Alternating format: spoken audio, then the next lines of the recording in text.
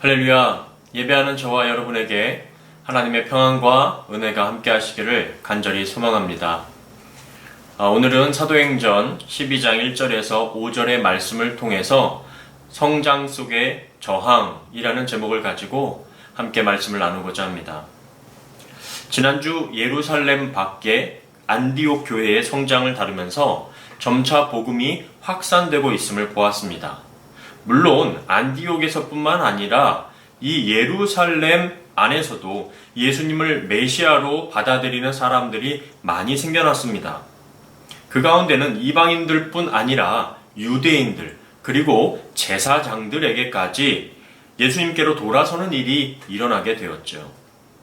그렇다면 이렇게 돌아서는 유대인들과 제사장들을 보면서 어떤 사람들이 긴장하고 이 상황을 심각하게 여길까요? 다른 사람들보다 유대인 그룹 중에 지도자들이 이런 상황을 더욱 심각하게 받아들일 것입니다. 이 상황이 잠시 있다가 사라질 상황으로 지켜봐야 할지 아니면 이것을 통제하고 제압해야 할지를 그들은 고민하게 되었던 것이지요. 처음에 유대인 지도자들은 예수님의 제자들에게 더 이상 예수의 이름을 언급하지 말라고 겁도 주고 또 매질도 했지만 제자들의 결연한 태도에 한 걸음 뒤로 물러선 것 같은 모습이 되고 말았습니다. 이런 상황을 정치적인 사람들은 가만히 지켜볼 수가 없겠죠. 특별히 종교적인 국가에서 정치 지도자들은 이 종교 지도자들과의 원만한 관계를 통해서 이득을 보려고 그들의 요구와 필요를 채움으로써 자신의 기득권을 더 유지하려는 속셈이 있기 때문이죠. 이때 당시에 로마에서 팔레스타인 지역의 공신 군주로 임명받은 사람이 헤롯이었습니다. 신약 성경에 보면 헤롯이라는 이름이 몇 명 등장하는데 최초로 처음에 언급된 헤롯은 예수님께서 태어나실 때 등장하는 헤롯 1세입니다. 참고로 이 성경에 등장하는 헤롯 가문은 그다지 좋은 이미지로 남아있지를 않은데요. 마태복음 2장 16절의 헤롯 1세의 모습입니다. 이에 헤롯이 박사들에게 속은 줄 알고 심히 노하여 사람을 보내어 베들레헴과 그 모든 지경 안에 있는 산의 아이를 박사들에게 자세히 알아본 그때를 기준하여 2살부터 그 아래로 다 죽이니 동방에서 별을 따라 이스라엘에 찾아온 박사들이 왕이 태어났다는 말에 헤롯은 겉으로는 축하하는 척하고 자기도 가서 함께 경배하겠다라고 말은 했지만 박사들이 돌아간 그 시점을 뒤로 하여 박사들이 알아본 때를 기준하여 그 지역의 2살 아래의 아이들을 죽인 아주 잔혹한 왕이었습니다. 또 이 헤롯 1세의 아들인 헤롯 2세 헤롯 안디바는 세례 요한을 죽인 인물이죠. 오늘 말씀에 등장하는 헤롯은 헤롯 1세의 손자로서 약 4년 동안의 짧은 이 통치를 하고 병에 걸려 죽게 되는데 이 헤롯이 유대인 지도자들에게 잘 보이고자 그들이 머리 아파하는 유대인들의 지도자들이 심각하게 여기는 그리스도인들을 잡아 처형하게 됩니다. 그것이 오늘 말씀 사도행전 12장 1절부터 3절까지 말씀입니다. 그때에 헤롯 왕이 손을 들어 교회 중에서 몇 사람을 해하려 하여 요한의 형제 야고보를 칼로 죽이니 유대인들이 이 일을 기뻐하는 것을 보고 베드로도 잡으려 할 때는 무교절 기간이라. 이 헤롯의 모습을 보면 무엇이 옳고 무엇이 그른지에 대한 고민 혹은 분별 없이 사람의 눈치를 살피면서 자기의 위안을 생각하는 아주 기회주의자적인 모습이 그대로 드러나고 있음을 볼 수가 있습니다. 세상에서는 이런 기회주의자들이 높아 보이는 자리를 차지하기가 쉬운 것 같습니다. 그 가운데 선과 또 의와 정의를 위해 목소리를 높이다가 세례 요한과 제자들처럼 목숨이 바쳐진 사람들이 생겨나게 되는 것이지요. 그리고 이런 순교자들의 이야기를 들으면 이런 생각이 듭니다. 아니 왜 하나님은 이런 박해를 가만히 보고만 계셨을까? 왜 야고보 사도를 죽게 하셨을까? 왜 주님을 따르고자 했던 사람들이 저렇게 심한 고난과 박해를 받게 가만히 두시나? 라는 것이죠. 이런 의문에 대한 답은 우리가 쉽게 내릴 수가 없습니다. 야고보가 쓸모가 없어서 혹은 다 쓸 것을 쓰셔서 빨리 데려가시고 베드로는 조금 더 쓸모가 있으셔서 살려두신다는 그런 인간적인 생각을 해서는 안 됩니다. 참새 한 마리도 그냥 살고 죽게 하시는 것이 아니라 하나님 아버지의 뜻 안에서 이루어지는 것임을 인정하고 하나님께 순종하는 것이 우리가 할 수 있는 답이라고 말할 수 있을 것입니다. 그러나 기독교는 예수 그리스도의 십자가의 희생과 사랑, 섬김의 피로 시작되었듯이 초대교회의 제자들과 많은 믿음의 선배들이 흘린 땀과 피로 지금까지 지켜졌고 이어져 내려왔다고 해도 과언이 아닙니다. 이번 주 출애굽기 4장 우리 함께 하고 있는 큐티 말씀을 보았습니다. 그 가운데 모세가 하나님의 부르심을 여러 가지 변명과 핑계로 거부하려고 하는 장면이 있지요. 저는 말도 못합니다. 저는 말이 느리고 혀가 둔합니다. 라고까지 계속 거부를 하자 하나님께서 이렇게 말씀하십니다. 출애굽기 4장 11절인데요. 여호와께서 그에게 말씀하셨다. 사람의 입을 누가 만들었느냐? 누가 사람을 벙어리나 귀머거리가 되게 하며 사람에게 밝은 시력을 주고 맹인이 되게 하는 자가 누구냐? 바로 나 여호와가 아니냐? 우리는 하나님께서 하시는 일을 다 이해할 수 없고 다 알 수가 없습니다. 입을 만드신 분, 또 있게도 하시고 없게도 하시는 하나님을 신뢰하고 인정하는 것이 우리가 할 수 있는 일입니다. 그래서 우리가 어떻게 할 수 없고 알 수 없는 존재이기에 우리가 할 수 있는 한 가지를 해야 하는데 그것이 바로 기도입니다. 헤롯이 요한의 형제 야고보를 사도를 처형하고 유대인들이 막 기뻐하니까 신이 나서 베드로까지 감옥에 잡아 넣었습니다. 그러나 그때가 유대인들의 중요한 절기였던 무교절이어서 베드로를 한 번에 처형하지 않고 감옥에 가두게 됩니다. 여러분, 이와 같이 막막한 때에 무엇을 할 수 있겠습니까? 고통스럽지 않게 죽기를 바랄 뿐이죠. 교회는 무엇을 할 수 있고 저와 여러분이라면 무엇을 해야 합니까? 탄원서를 쓸 수 있을까요? 그랬다가 다 잡혀 한 번에 목숨을 잃게 될 것입니다. 그러면 칼을 들고 감옥을 공격해서 베드로를 탈출시킬 수가 있을까요? 세계를 정복한 로마의 군사들을 몇 안 되는 주의 제자들과 성도들이 이길 수 있겠습니까? 어림없는 소리죠.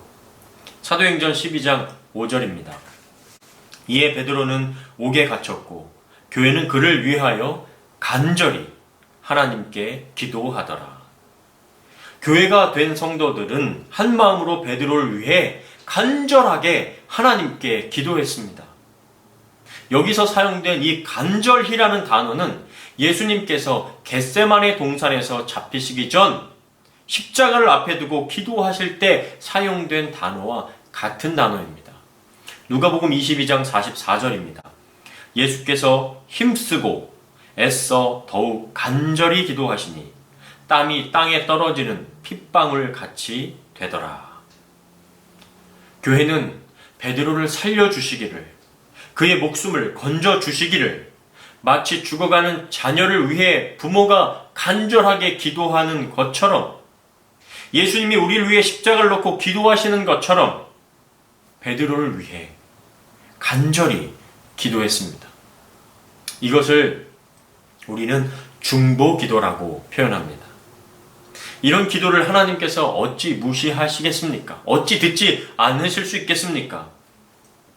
기도에 대한 많은 말씀들이 있었지만 마이어라는 목사님은 이렇게 말합니다. 인생의 비극은 응답되지 않은 기도가 아니라 드려지지 않은 기도에 있다. 그렇습니다. 우리는 너무나 지금 풍요로운 시대에 살고 있습니다. 못 먹어서가 아니라 더 먹지 못해서 아쉬워하는 시대에 살고 있죠. 살 수 있는 집이 없어서가 아니라 더 가지지 못해서 아쉬워하고 있고, 있는 것에 감사하기보다 더 써보고 더 누려보지 못해 불평하는 시대에 살고 있습니다. 그래서 우리의 기도가 간절함을 상실했고, 우리의 기도가 타인을 위한 목소리를, 타인을 위한 그 중보의 기도를 잃어버린 것 같습니다. 애통과 긍휼을 잃어버린 기도로 응답이 없어 기도하는 것이 마치 시간 낭비인 것처럼 여기게 되었습니다. 아마도 성경에 기록된 기적과 치유가 요즘 시대에 느껴보지 못하고 경험해보지 못하는 것, 사라져가는 것 같은 것은 우리의 약해진 기도 때문이지 않을까요?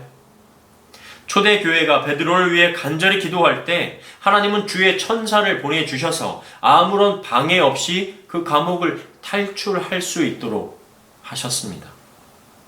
지금 시간 관계상 이 사도행전 12장의 말씀을 다 이야기할 수는 없지만 저는 사도행전 12장의 말씀을 읽으면서 놀란 부분이 있습니다.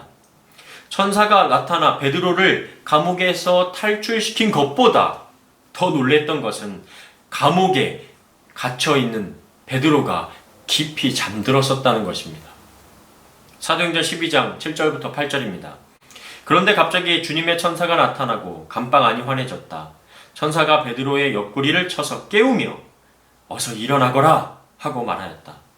그러자 쇠사슬이 그의 손목에서 떨어져 나갔다. 천사가 허리띠를 메고 신을 신어라 하고 말하므로 베드로는 그대로 하였다. 그리고 천사는 다시 그에게 겉옷을 입고 나를 따라오너라 하고 말하였다. 이렇게 베드로는 깊은 잠에 들어서 비몽사몽간에 천사가 시키는 대로 할 수밖에 없었습니다. 그리고 베드로는 초소를 지나고 보초들을 지나 한 거리를 걸어 나올 때까지도 이것이 꿈인지 생시인지를 분간하지 못했습니다. 사도행전 12장 11절입니다. 그제서야 베드로는 제정신이 들어 주님께서 천사를 보내 자기를 헤롯의 손에서 구출하시고 유대인들의 모든 기대에서 벗어나게 하신 것을 깨닫게 되었다. 이런 상황을 천사가 베드로에게 무슨 마취를 시켜서 베드로가 몽롱한 가운데 겁먹지 않고 감옥을 나올 수 있게 한 것이라고 표현할 수도 있겠지만 그 전에 이미 베드로는 감옥에서 정말 쿨쿨 깊은 잠이 들었다는 것입니다. 천사가 베드로의 옆구리를 쳐서 깨울 정도로 깊이 잠이 들었다는 것이 저에게는 참으로 이해되지 않는 상황이었습니다. 와, 도대체 어떤 믿음이면 내일 목이 잘려 처형당할 운명의 사람이 저렇게 편하게, 저렇게 깊이 잠이 들 수 있을까라는 생각이 들었습니다. 저는 이것이 바로 예수님께서 주시는 평안이라고 믿습니다. 요한복음 14장 27절인데요. 평안을 너희에게 끼치노니 곧 나의 평안을 너희에게 주노라. 내가 너희에게 주는 것은 세상이 주는 것과 같지 아니하리라. 너희는 마음에 근심하지도 말고 두려워하지도 말라.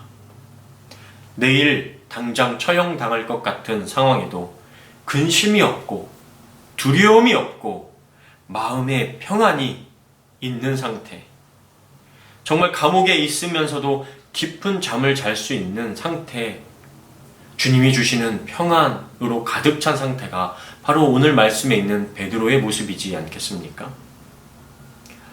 코로나로 인해서 사업에 어려움이 오신 분들, 때론 가족들 간에 평화가 깨어지신 분들이 있으십니까? 건강에 어려움이 오신 분들 안에도 오늘 주님께서 주시는 평안이 임하시기를 간절히 소망합니다. 그리고 우리가 할 수 있는 한 가지, 기도할 수 있는 저와 여러분이 다 되시기를 바랍니다. 여러분, 베드로의 사건이 정말 우연히 일어난 일입니까?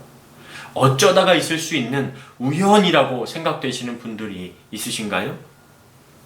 여러분도 혹시 말씀을 들으시는 분들 중에 이 말이 기억나시는 분들 있을 겁니다. 저희 교회에서 알파 코스를 할 때 기도에 관한 내용에 나왔던 말인데요. 내가 기도할 때 우연의 일치가 일어난다. 그러나 내가 기도하지 않을 때 우연조차 일어나지 않는다. 영국의 윌리엄 템플 대주교의 말이었습니다. 때로는 기도한 사람조차 일어난 기적을 믿지 못할 때가 있습니다.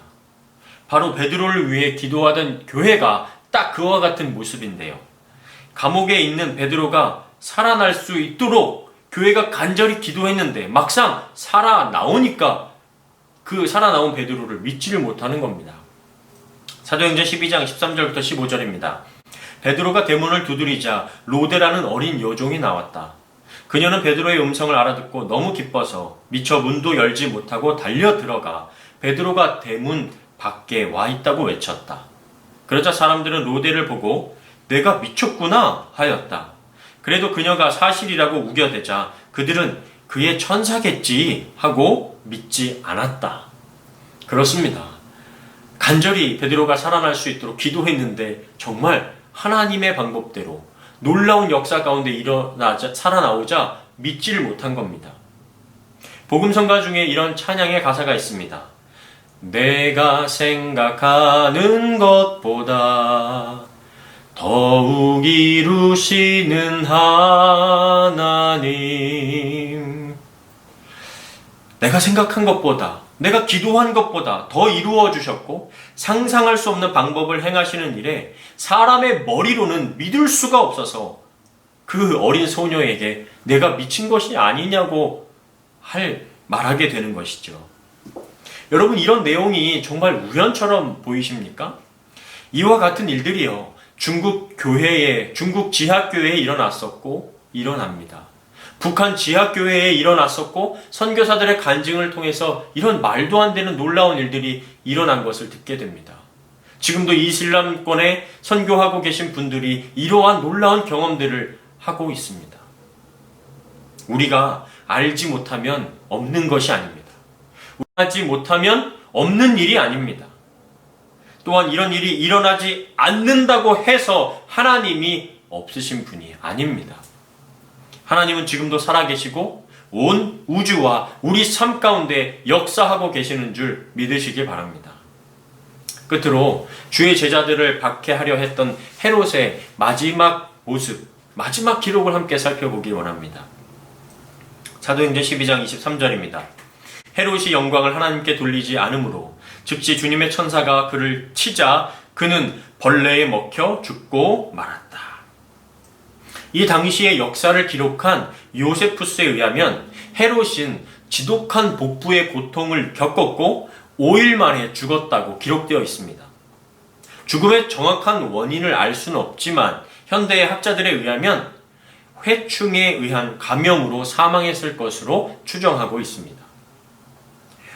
헤롯이 왕으로서 외적으로는 아주 영광스럽고 그 화려한 헤롯이 그 자신의 육체 내부에서 벌레에 의해서 먹히고 있었던 것입니다.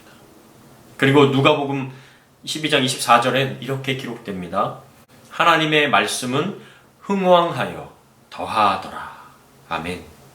여러분, 헤롯의 역사는 몇 년이 못되어 막을 내렸지만 하나님의 역사와 하나님의 말씀은 지금까지 계속되었고 앞으로도 계속될 것입니다.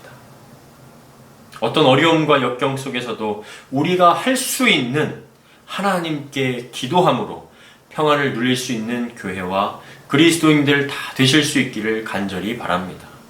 주님이 간절히 기도하셨던 것처럼, 그리고 베드로를 위해 교회가 간절히 기도한 것처럼 우리의 인생을 주장하시는 주님 앞에 간절한 기도의 제목으로 이웃을 위해, 형제와 자매를 위해 함께 기도할 수 있는 저와 여러분, 우리 예수가족교회가 다 되시기를 주님의 이름으로 간절히 축원합니다.